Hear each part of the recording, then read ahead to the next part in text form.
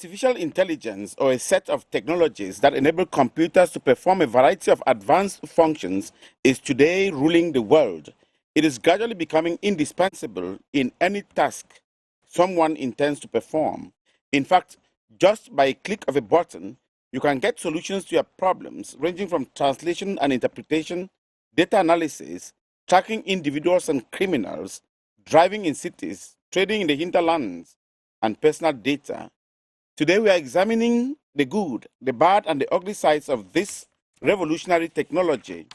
Our topic of discussion is unlocking opportunities on the digital space in the age of AI.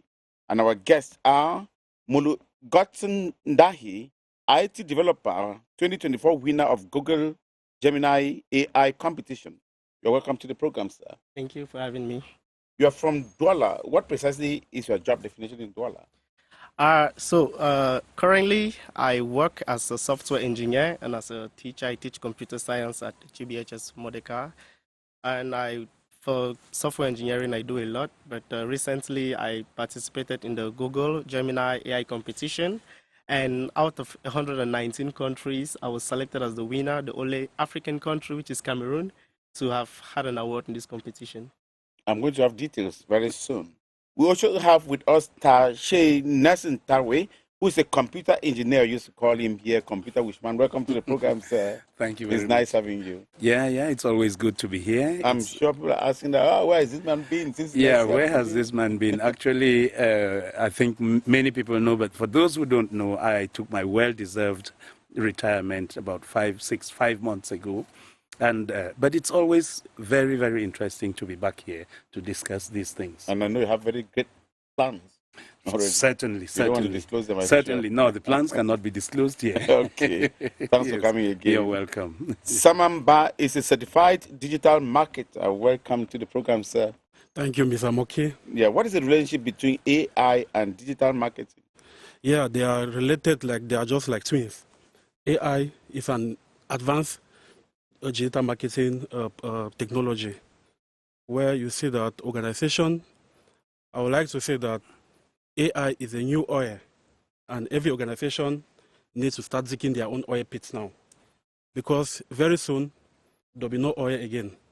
So it's advisable that all organizations, they incorporate the artificial intelligence technology in their organizations to drive sales and to drive the organization forward. This is Twilight. This is CRTV News. I am Moki Edwin Kinzaka in Yaoundé. I'll be right back.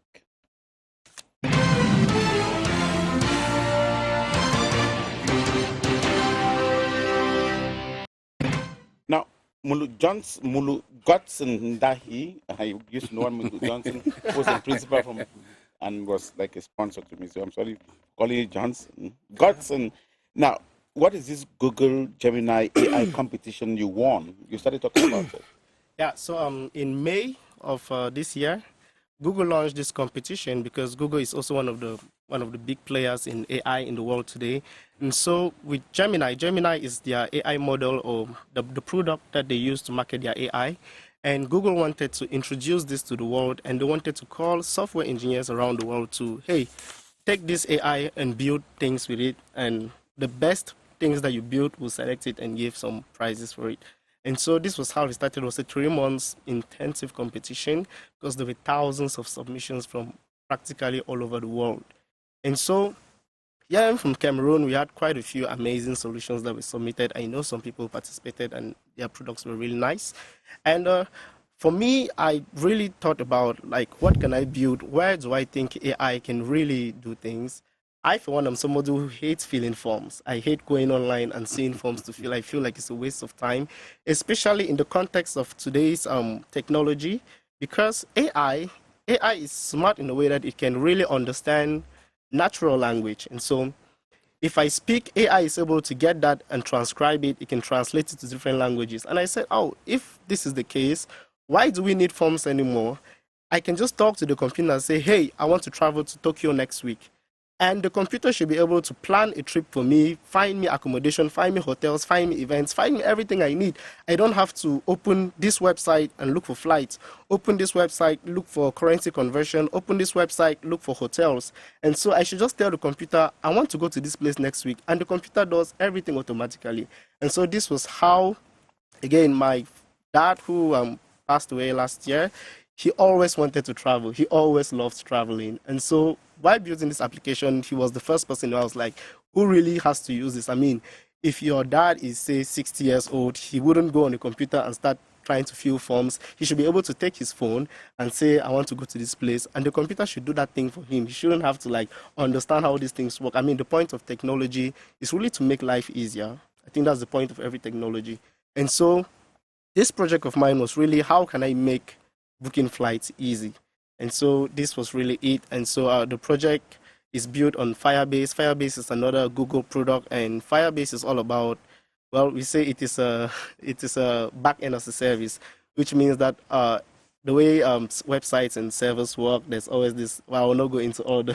What is Cameroon benefiting from this app? Is it an app you developed from this price yeah. you brought on? What are you benefiting as an individual, and what is the community, the people you work with, what are they going to benefit from it? So, well, the cash price was quite nice. It was $50,000. That's about 30 million CFA francs. Yeah. Well, yeah. So for a young man from. I mean, but from minus the cash out from Menka, yeah, from Menka village. Well, minus the cash price, I think the thing that mattered to me most was that Cameroon actually stood out, because in the technology space, we don't hear a lot about Cameroon, or a lot of people minimize Cameroon. They think Cameroon is all about football and achu and food. And people don't really think about Cameroon when it comes to technology. And so this was really interesting for me, because out of all the 54 African countries, Cameroon is the only country on the winning list. And so only African country. The only African country. I'm the only black person on the list. So wow. This was really this is serious. Yeah. But please, when you're talking about food, don't only talk about you. He's not be angry with you. Yeah, because there's fufu, jama. Now that you ate this morning, I'm sure you Of did. course, certainly. That's now, my breakfast. Nelson Tawe, yes, sir. What's your reaction when you hear what a young man like this brought home to Cameroon? I mean, the only African who won this competition. I want to say that I have used Gemini, and it's a wonderful product of Google, and I am taken aback. I'm really surprised that the young man, Godson, was part of this, because I didn't know. We've just known ourselves on the set. And I want to congratulate you. I think it is a pride for Cameroon to see young people like you. Some of you mentioned 60. I'm 60. So I don't know. That means I shouldn't have to go enter information in forms again. I should pick up my computer, connect to the internet, and ask questions and be served. I think it was the foundation on which your participation in this competition was built. I think it was solid, and I'm sure that if I was there to advise you, I would have told you go. And I think that you did a good job. Thank you, sir. Because you turned, you ended up being a winner. But what is he going to benefit from all of this? Is he going to have some? I mean, when the app is developed, how does it benefit? I mean, maybe he can tell us, because what will people pay to have access to it? Or? Yeah, well, currently I plan to make it free, because globally there's 1 billion people traveling every year. So that's the number of people. That's quite a large amount. That's a big market. So with 1 billion flights occurring every year, it's just enough to have a little piece of that. But for me, basically, this app was just really to experiment with Google's products. I really have a lot of different things in mind that I really want to work with Gemini, especially in education. I keep thinking about how can we improve the quality of education in Cameroon, especially digitally. If you look at what Minasec has been doing recently, it's all about digital. Everybody's switching to digital education. But again, in Cameroon, digital education, it has its advantages, it has its disadvantages. We shall talk about that then. Yeah. Now, Samamba, for a deeper understanding of what this AI is, you're talking to somebody who's never heard of it. What would you say AI is to somebody who's never heard about it? Well, I think artificial intelligence, AI stands for artificial intelligence. It's just like an artificial human being that can practically do everything in our basic life. So I think AI is, like I said earlier, is a new oil. And every organization that will not incorporate AI in their organizational channel, they will go out of business, I think, in 10 years. Bring it down, bring it Yes. down. Yes. Give life examples. I'm Okay. here. How am I using AI? Okay. How would I not live if I don't use AI? What would I be missing? Yeah, AI for you can use AI maybe to automate sales in organization. You can use AI maybe to ask questions about improvement in journalism. I think you can answer virtually every kind of questions that you ask, maybe in your career, because I think that AI is trying to solve the problem that everyone has unlimited opportunity to scale any height in their pursuit. I think in your field of journalism, you can ask artificial intelligence, what are the tools, what are the upgrades or the updates in my career, and artificial intelligence is going to give it all those updates. So but in organizations that they are driving sales, they are producing goods and services and selling, and they have customers, artificial intelligence can actually automate that. You think that maybe in an organization that have 100 customers, you have to give feedback, or you have to give update about price changes. Now, a physical person needs to be typing those information one after the other. It takes a lot of time. But I think with AI, you can automate that and do that within seconds. AI also can predict future market predictions, prices change, fluctuation in prices, inflationary changes. Artificial intelligence can do that. So I think that, like I said, artificial intelligence is here to stay, and every organization needs to invest in artificial intelligence. We cannot talk about the advantages of artificial intelligence cannot be overemphasized. I think that it will also come to create more jobs to the youth, because some people say artificial intelligence came and he has caused unemployment, but no, he has also created jobs for data scientists. He has also created jobs for programmers, those that are coding these things, coding the programs that run in that machine called the artificial intelligence that are being done by human beings.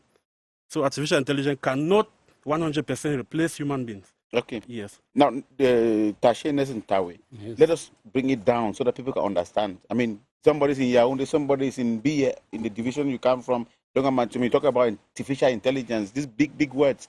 Bring it down so they can understand that this is what the thing is. I've been living it, I've been seeing it, I've witnessed it. I have a traditional way of doing my things to see, especially these things that have to do with ICTs. Artificial intelligence is not far from what he said. Artificial intelligence is the transfer of the things that were done before by human beings into a form that is done now by the machine. And before the machine does those things, the machine has studied over time. The machine has been, and the data has been entered into that machine. The machine has learned to behave to analyze data like a human being. And there's another aspect of artificial intelligence. Is that it is combined with robotics. In a case where you actually give instructions for something to be taken from one point and kept at the other point. What happens is that the machine learns and knows that I pick from here and I drop here. That is a very, very simple case example of artificial intelligence. Now, the one that I usually use is there's a certain taxi service in town. When you install that application, it automatically determines your location. If it doesn't, then it tells you should activate your location. Once you activate it, you can see the taxis that are around of that company, those that are subscribed to the company. You see the taxis around. You can place an order for a ride, and you tell them, of course, from your point of request, you tell them the destination. They will automatically calculate the distance and provide a car for you and tell you how much you will pay. That is very, very easy form of artificial intelligence. Nobody is doing that. It is a machine. It is the data that you input that is being analyzed, and therefore the results churned out. The taxi comes, it picks you, it takes you to your destination, and that's it. That's a practical way of putting artificial intelligence to use. So I think that all of us in the cities have been using that form of artificial intelligence in a way or the other. That's just one. There are lots and lots of them. Can you add some? When you go through your phone, just scrolling down the directory, you place a search request, and it gives you the names of those who have probably the search string.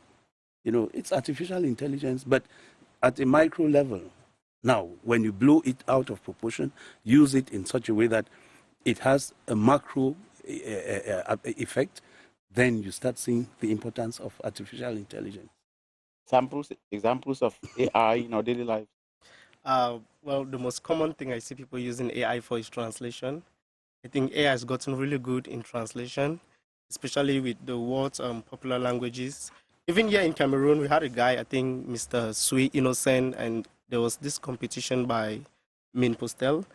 I think it was about building applications, and this guy, he was able to train an AI to speak Cameroon dialects. And this is something really, I really love this project, because right now, if this project became huge, you can actually take your grandmother to the hospital and she speaks in her dialect, and the computer translates all of that into maybe the language that the doctor understands. It could be English, it could be French. She speaks in her dialect, the doctor understands everything she's saying in English. So this is a very big practical application of AI that we can actually develop and use. And sir, you're a certified digital marketer. How would AI be important? How is it used here? Examples, practical examples. Okay. Practical example, what I'm actually doing. I think there's one aspect of digital marketing called email marketing. The moment, if I'm become a freelancer, for now, I'm a freelancer, but I'm starting a project, a company for that activity. Now, if I have a project, maybe to run an ad for a company, because I practically run ads on Facebook, Instagram, and YouTube. I'm running ads maybe in Yaoundé, and people are contacting those organizations for sales or for some services. Now, I need an artificial intelligence to tell me that on a content calendar, maybe I have a content calendar, that on Monday, I want you to post me this particular activity or this particular program. On Tuesday, on this date, post me this particular activity. On Friday, on this particular date, at this particular time, post me this activity. And then I set it like that, and I just stay. Artificial intelligence is going to run that for the whole month for me. So those are some of the advantages of artificial intelligence. Again, I had a project that I was working with one organization, I will not call the name, on developing a chatbot for the organization, because they have a membership, they have a customer base of over 80,000 customers. Now, these customers, they usually go and stand on the queue to ask repetitive questions. Exactly. One of the same question from one office to another. But there's a way that artificial intelligence could do that. I actually started a project with them, and the project is still pending. To actually develop a chatbot, and the name of that chatbot was Moja. It's Moja because there's a prototype. The first prototype is already available. You can go to Moja and you type Moja. I want to know certain activity or what happens here. Specific activities or specific services, Moja is going to give those information to you, like you're chatting on a WhatsApp. So those are some of the advantages of artificial intelligence.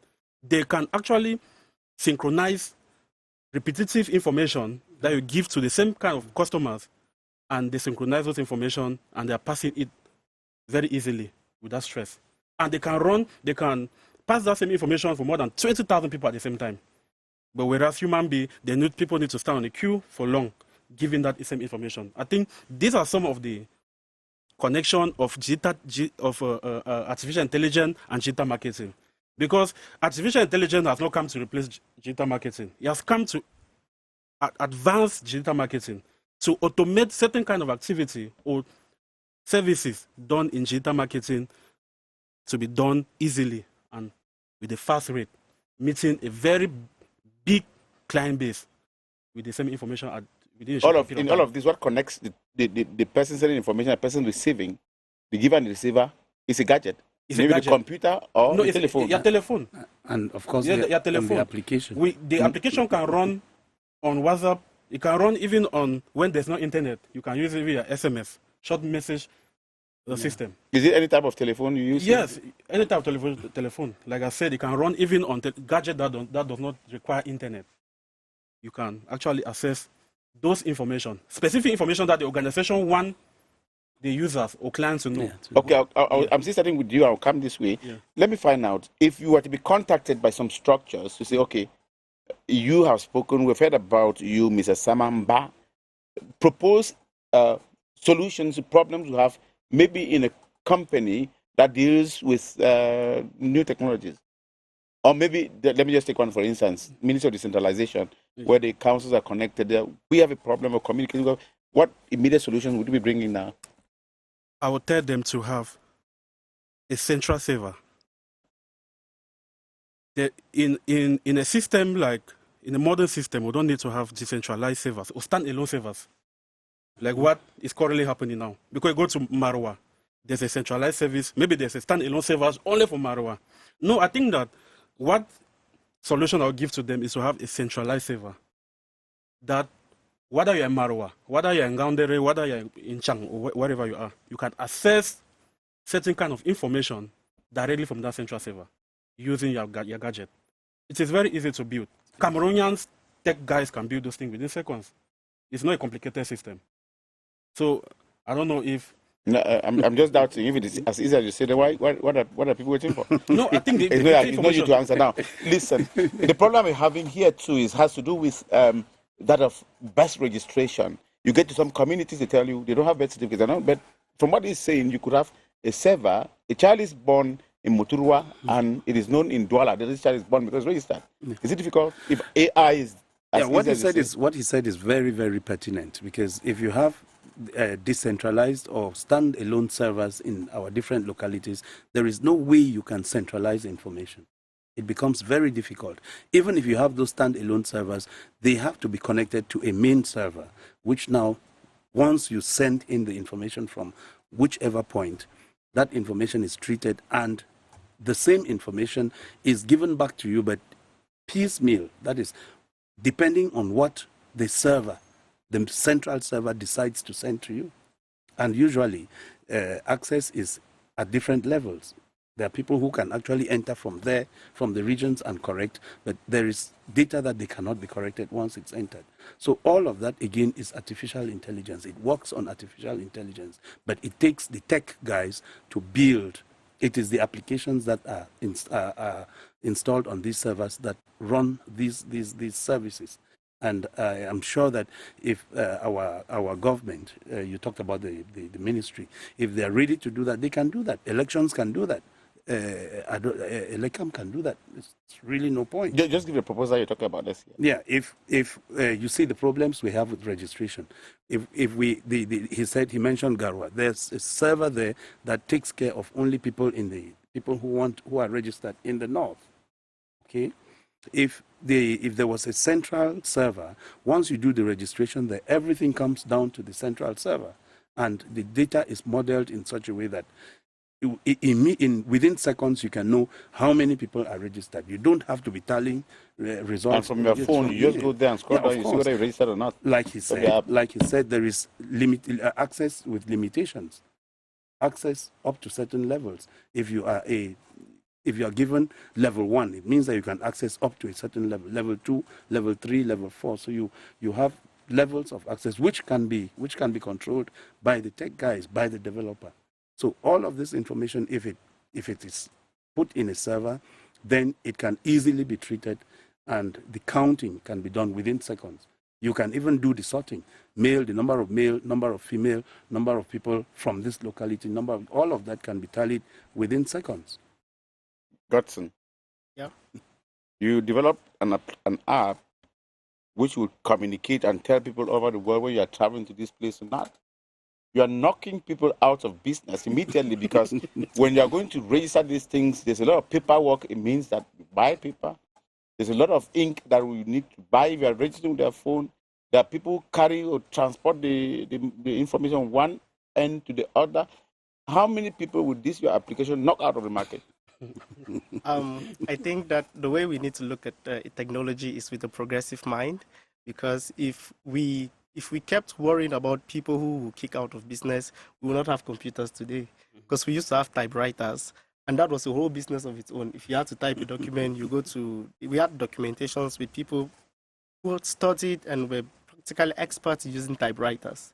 But again, we have problems of typewriters. If you make a mistake, you cannot erase. You have to put a new sheet of paper and all of this.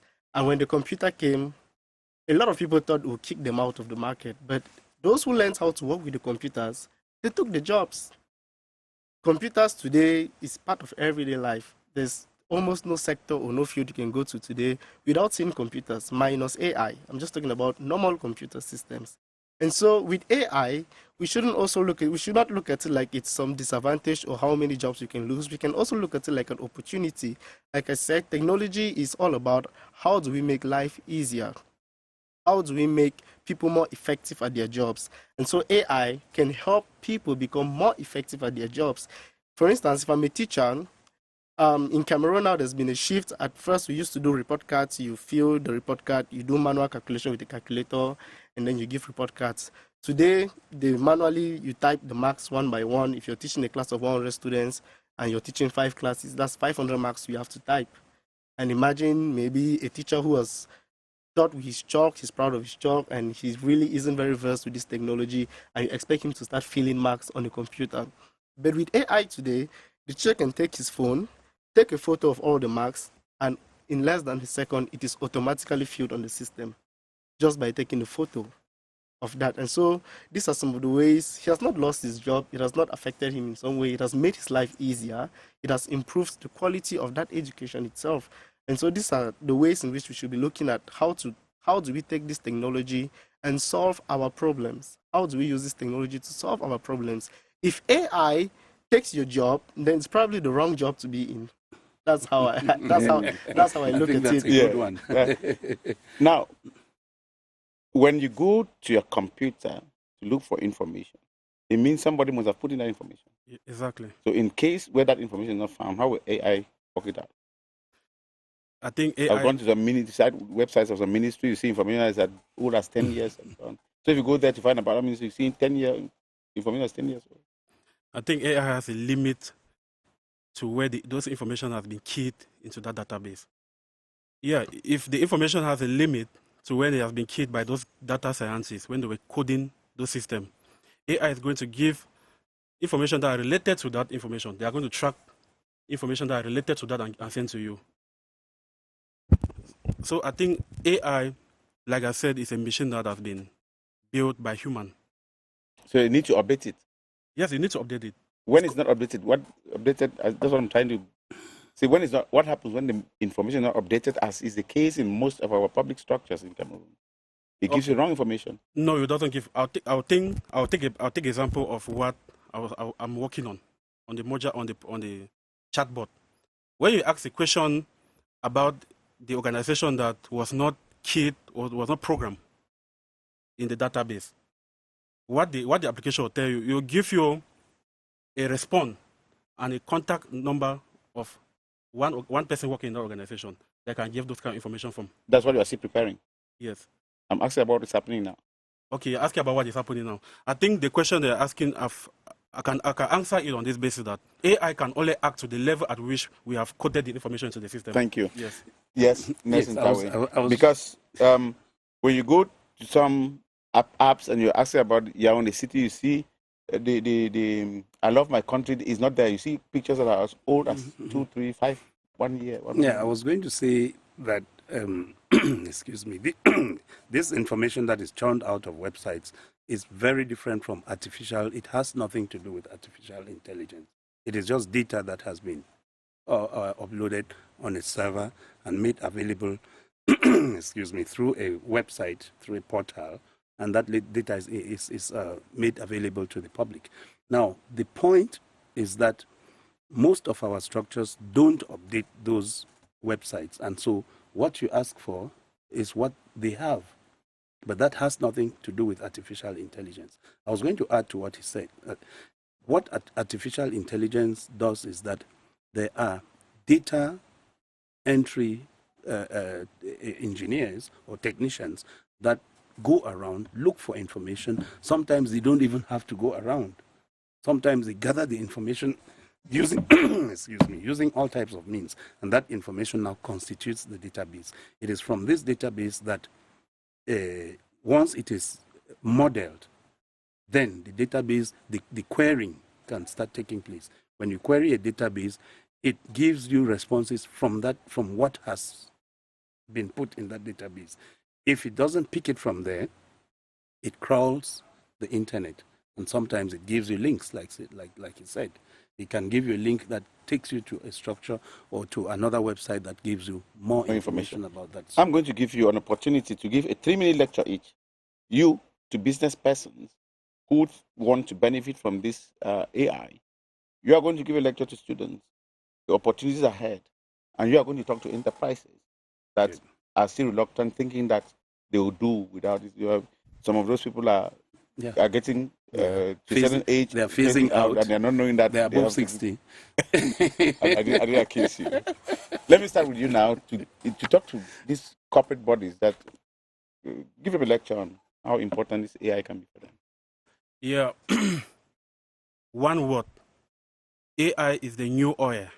Any organization that will not incorporate AI in their business activity, they'll go out of business in the next 10 years. It's an oil pit. Every organization has to start digging their own oil pit now, because in the long run, there'll be no more oil again. Now, AI has not come to go. He has come to stay. And I think that he has come to help to shape the way business environment function. He has come to automate the repetitive kind of work that human beings were doing that was taking a lot of time. AI has come to automate those activities, those work, to make them more easier. AI too has also come to assist organizations to predict, because it also predicts futures. It can predict future prices. It can tell you that, hey, be careful. In future, there'll be an inflationary situation in the next 3 months. You start working on your product, or start working on your prices. Now, AI can also help your organization to also create partnership, because AI assists you to locate people that need your services. And AI can also connect you to people that are doing what you are doing more better than you. So they can copy from them and also revamp or maybe upgrade the way you are doing your business.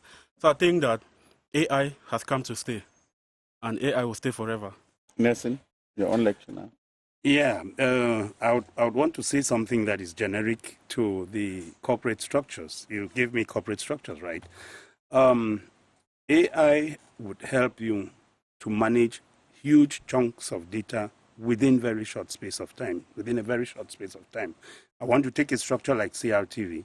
If CRTV has an employee, how do you call it? An employee base, the number of employees in CRTV. If they have about 3,000, 5,000, say, they can put a structure in place that is AI driven, that allows you to be able to query and get information like pay slips, instead of having people queue up to collect pay slips from the department in charge. It can give you information about the date on which you are going to retire. It gives you information about the availability of certain services, health, allowances, like leave allowances, and things like that. It gives you, it gives you that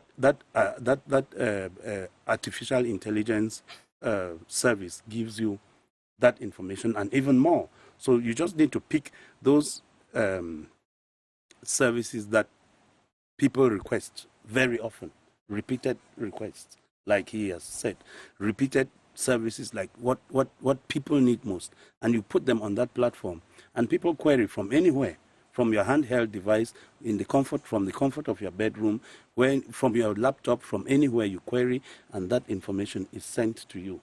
Information that you don't need to pay for, because I don't even see how you work in a structure like this and you have to pay for that information. It's information that belongs to you.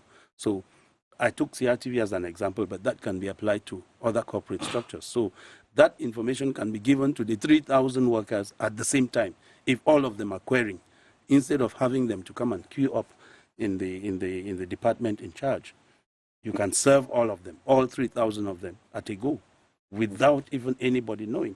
So for corporate structures, they let them put in place AI-driven systems that enable the workers to enjoy the facilities. We heard reports of people going on retirement. They asked them to start bringing their birth certificates and but documents they presented before they were recruited. yeah, that's funny. It happens in the public service. That's funny because if you digitalize them, there is no reason why, even if you are going to school, when you're going to school, they ask for those documents. When you graduate, they ask for those documents. When you are transferred, they ask for those documents. When you resume leave, they ask for. So all of that is repeated. So if you have an elaborate database that carries all of that information, and even the portals, it is not too late. It's a possibility now, and that comes back to artificial intelligence. When you're filling a form, it tells you what identification paper do you have. You say your ID card. It says put it in front of the camera, on your camera, and you snap. If the quality is bad, if it cannot recognize it, it tells you, I cannot recognize it. So it tells you sometimes clean the lens, because some people don't even know that the lens of the camera has to be cleaned. So once you clean and you do the repeated process over and over, then it gets a good picture of the ID card, then it tells you, is there a flip side? Yes, you turn over and you do the thing. So now that information has been digitalized and tagged against you, or tagged in your name. So it's possible still to collect that information from a distance, and that is why it's important for our corporate structures to move on with AI. I just have one more thing. For those who are into healthcare, there's a lot that can be done. You can use artificial intelligence. There is what they call endoscopic surgery. It's a form of AI because you insert the tubes, and the tubes do what the human being was supposed to do while you look at the thing on the screen. That is AI. But you can step it up. You can even use it for consultation. You can record the recurrent health problems that people have in a community, and then you make them. You design a kind of protocol for the treatment.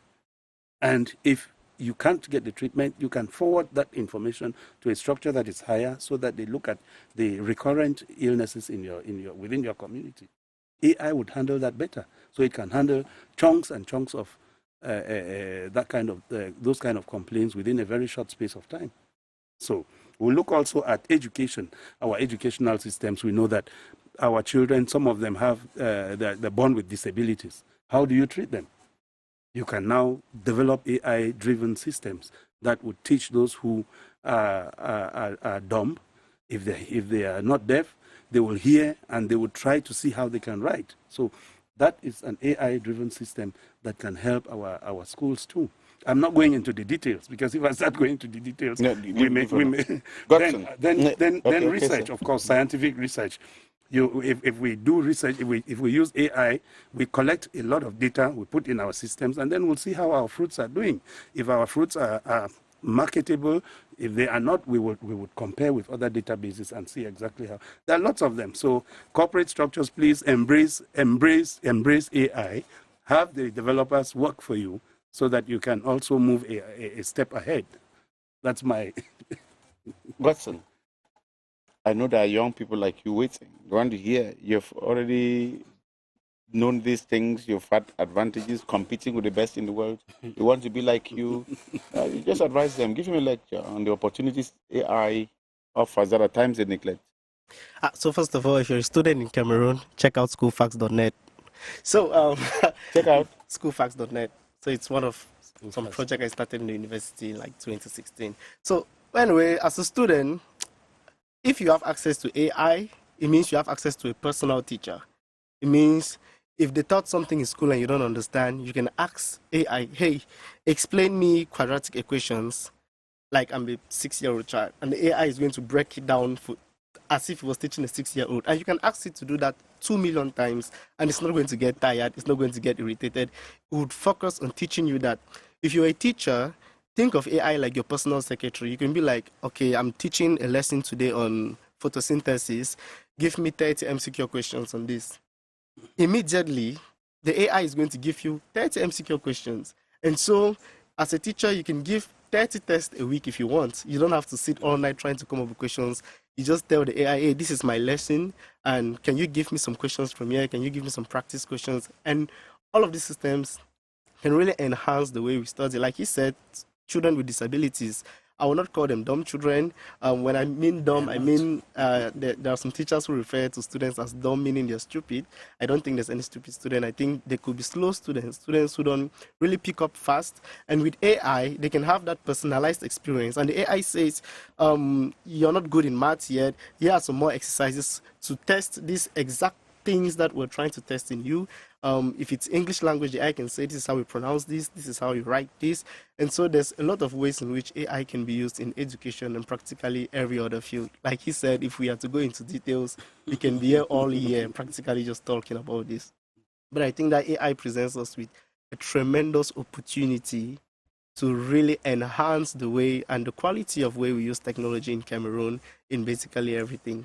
So this AI will even ridiculous some teachers say students can go faster than even Of course, today if you're a teacher giving an assignment, students, if you give an assignment today, students just go and tell AI, do this thing for me. And the AI does the assignment and give. If you give a math question, they just take a photo of it and the AI solves it. So generally, as in Cameroon, we have to actually rethink the way we do education in Cameroon. It's no longer the age of read this, study this, cram this, cram. All the information is available online. You don't need to cram 100 pages of biology. If I go to Google now, I will have all of that information. So it's no longer the age of keeping information. We have flash drives today, which are 1 terabyte. We can keep all those information in the computer. And we have to think more about creativity. How can we use this information to do things? It's not longer about knowing how to do this, but what can you do with this? And I think Cameroon is in the right direction because we switched to competency-based CBA approach, competency-based, which is kind of moving away from just knowing this information, but how to use this information. And I think that eventually with time, Cameroon really has the potential to be the best country in the world. And I'm really looking forward to that. Okay. You're a teacher. Oh, what about AI in class? I noticed today. Okay, what are the dangers of artificial intelligence? Summer. Yeah, the danger of artificial intelligence, I think one of the most dangerous danger is bias. It has a bias system. It does not favor anyone. It's just like, it's a machine. And it does not take care of you because you're an handicap or you're a black man or a white man. So it's bias. Artificial intelligence, yes, it has caused unemployment. That's the reality. Because it has automated jobs that humans were doing. So it has caused unemployment. And I think the other disadvantage or the weaknesses or the bad side of artificial intelligence is in terms of it is very expensive. It's an expensive technology. And I think that, yeah, it requires a lot of research, a lot of data scientists to come about developing such kind of a machine. So I think those are some of the bad side of. What are the dangers? The bad. Yeah, the dangers are that it kills creativity actually, because there are aspects that have to do with AI now. You tell AI, especially generative, if you tell it compose a song for me, it does it. Excuse me. If you say play the instruments, it will do it. It's generative. If you say do this, if you say play a song that insults this person, it will do it.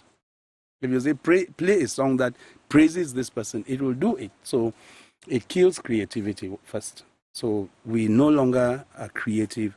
Most people go to these generative AI platforms and just do this, come up with products which we think are theirs, but they are not. So that it kills creativity. Secondly, people use it for dubious reasons. They generate information about somebody which is not true, or they can enter the system, get information about people, and then use it negatively against or against other people. So it's a bad side. In fact, AI is good, but it's a double-edged sword. It cuts both sides. So I think these are just the two. I've seen my video on a TV news platform with my voice, but it's not actually what I said. Yeah, it's not.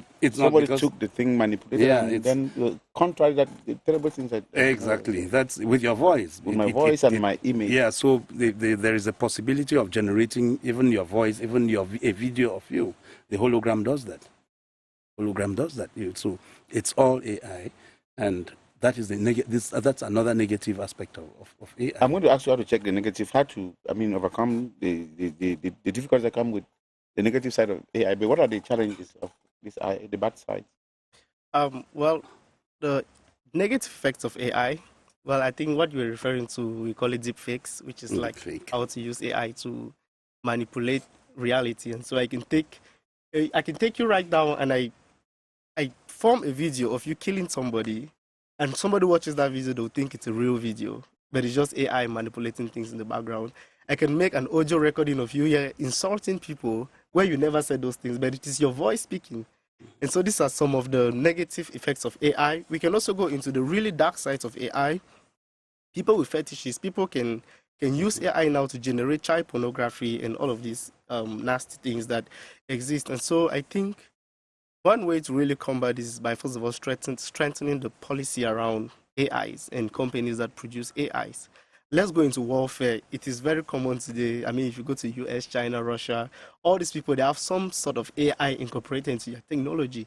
And this is really dangerous because, like he said, AI is trained on data. And so if your data is biased, if your data doesn't like black people, let's say your data is from white supremacists, people who don't like black people, the AI is not going to like black people. And imagine you have a weapon system controlled by an AI. This means this weapon system is already prejudiced against black people. It can actually go and hurt black people just because this is the data it has been trained on. The AI doesn't like black people. If you have an AI that is sexist, maybe it doesn't maybe all the data it was trained on is data that doesn't appreciate women, doesn't appreciate the things that women have been able to do. You're going to have an AI that doesn't like women, which means if your AI is participating in some job interviews, if you're a woman, you're already disqualified. And so when you use data that is biased, these are also some of the effects. I would like to disagree with what my senior there said about creativity. Yeah, in some way, AI can really destroy the creative aspects of humanity, and I like to think of it in another way. I like to think of AI as a tool. Like if you're a carpenter, a hammer is like a tool to you. A hammer is not the end thing. It's not the end goal. It's just to help you be able to create and do your things. And AI too can be a tool for creativity as well, because to first of all be able to ask the AI to do it, you have to imagine something. You have to imagine something. And I mean, if I go right now and I write a report with AI, any expert who reads that report knows that this is bullshit, because AI is good at giving general information. It just jamboxes words and makes it sound believable. But if you give that to an expert, the expert already knows that this is trash.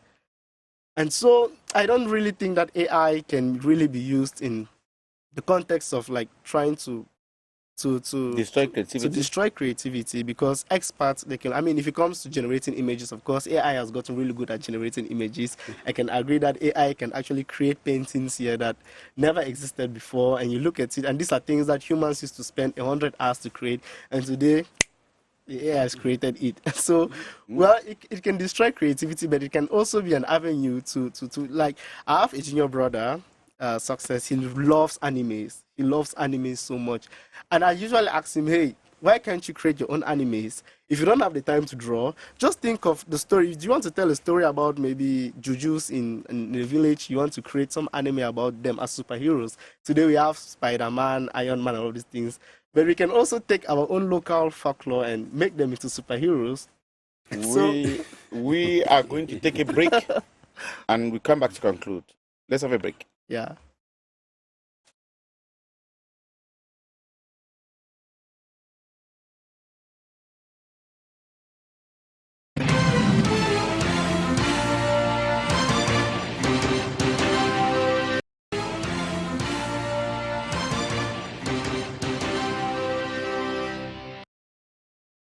We have spoken about challenges or difficulties using artificial intelligence. Godson, how can we overcome these challenges? What should be done to overcome them? Is there a way, I mean, that we can do it? I know it cannot be a bed of roses, but to reduce some of the difficulties. For me, I think the first thing we have to do is think about policy. What is the government policy about artificial intelligence? What is the government doing to regulate companies that produce AI tools? And so I think this is the first most important thing to do, because if a legal policy, and then these companies can adhere to this policy, it already, sorry, excuse me, it already reduces about 60% of those challenges. And so we need the government to find experts in understanding how these technologies work to be able to develop good policies that can really counter a lot of these challenges. And so for me, I believe in policies. I think policies can really help to fix some of these issues. And again, with you, what can we say the take-home message from this program now? My take-home message should be that AI is here. I think AI can allow you to be the most creative person you can be, and I think that everybody should at least have a chance to use AI in their daily lives to improve their lives with AI. I think AI can significantly change Cameroon, can significantly improve the quality of everything in Cameroon, from education to health to agriculture. We can really use AI to streamline a lot of things, and I think that we should start thinking in that direction. How can we use AI to solve our problems in Cameroon? To be able to use AI, you need lots of things. You need maybe access to internet uh, all the time. You need also power and so on. Yeah, so Internet penetration rate in Cameroon is about 45. I don't know how many percent. yeah, currently I'm currently Those working are the on challenges that are still. Yeah, so I'm currently working on a project that can actually bring all of this technology to communities without internet or electricity. And so when I think about projects, I think about sustainability. How can we also reduce the digital divide? I mean, it should not just be people living in Douala and Yaoundé who can enjoy this. What about the people living in these villages who have never had electricity or had internet? How can they enjoy this? And so this is the project that I'm currently working on, to be able to make technology accessible to everybody, no matter where you are. My vision is that computer science should become like a compulsory subject in Cameroon. We have math, English, French. I want computer science to add, because if we're a country that is serious about innovating on technology, then children should start learning about technology from the youngest age possible. And so this project is really going to bring technology to everybody, hopefully. Yeah. Samamba, what is the take-home message?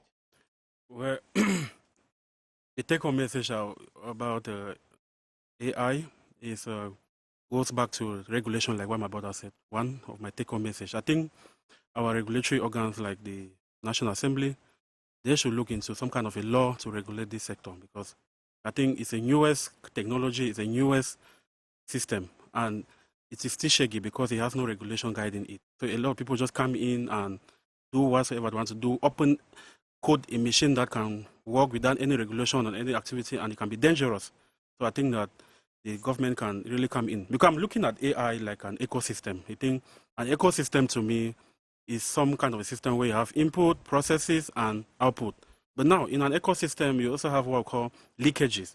And some of those leakages in this kind of an ecosystem could be like the fundings or subventions that are coming in to promote youth or structures in this activity, or taxes that you are taxing from this system. And if you are taxing a system, then those systems must be registered. So I think that the government should look into it and maybe come out those kind of regulation in terms of funding to help Cameroonian youth that are involved in artificial intelligence, and also to create an enabling environment where they can actually create a system that will not be harmful to the public, might not be harmful to humankind.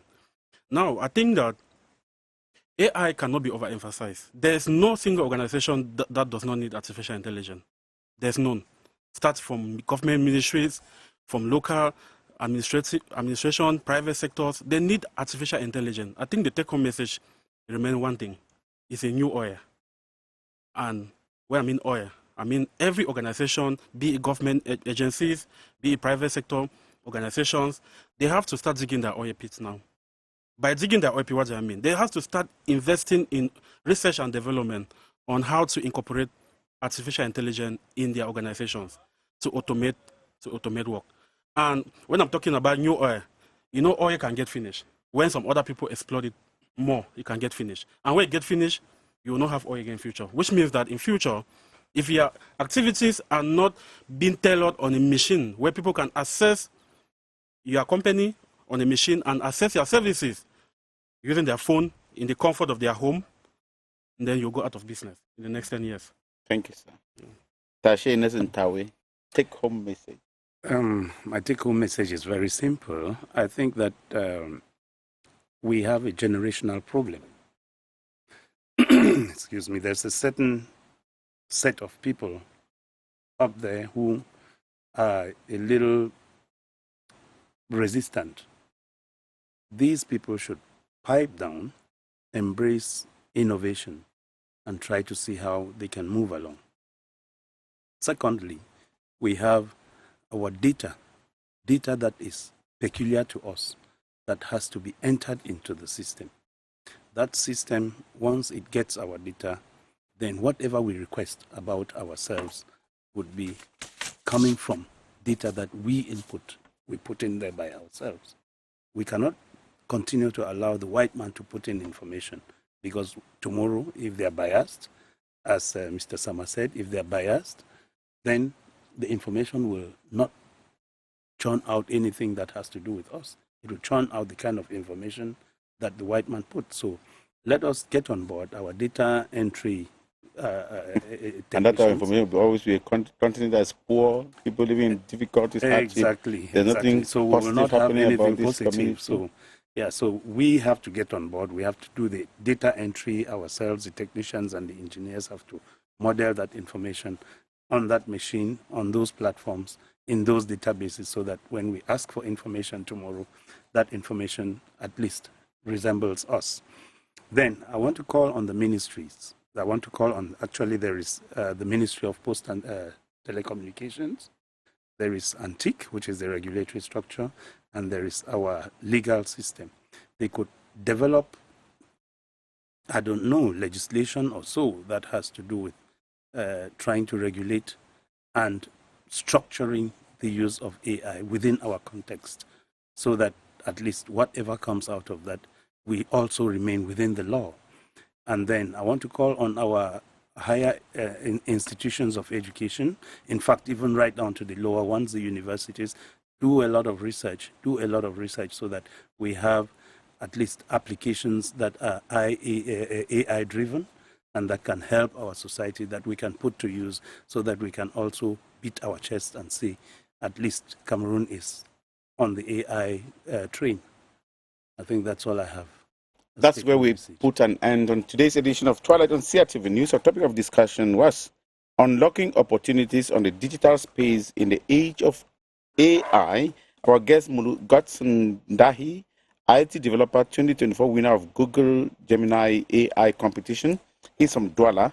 Sama Mbah, who is a certified digital marketer, and Mbah and Nelson Tawe, computer engineer, my former colleague here in CRTV, who left about 5 months ago. Yeah, left and that's about very 5 good months plans that will unraveling here. Yeah. I am Moki Edwin Kinzekan Yaoundé. Thank you for watching.